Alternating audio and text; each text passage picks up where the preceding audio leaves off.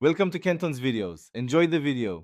You start inside Settings, so open Accessibility then Touch and select Assistive Touch.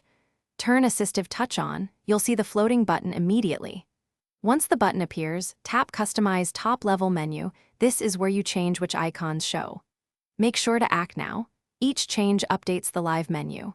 You're preparing the workspace before swapping icons, so you won't need to exit and re-enter settings repeatedly. Now you'll replace icons. Tap any current icon to choose a new action from the list, like Home, Siri, or Screenshot, because this swaps behavior immediately. If you need a custom swipe, use Create New Gesture and record it, then assign that gesture to a slot. You can also increase or decrease the number of slots using the plus or minus buttons and drag icons to reorder them so the most used actions are easiest to reach. Once done, tap outside the menu to apply changes, and then test the floating button by opening the Assistive Touch menu and using each icon. This confirms the actions work as intended. If a custom gesture doesn't respond, recreate it with clearer, slightly larger motions and assign again. If problems persist, make sure Assistive Touch is still enabled.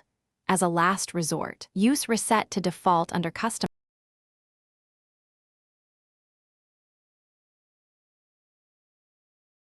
Thanks for watching. Consider subscribing if we helped you.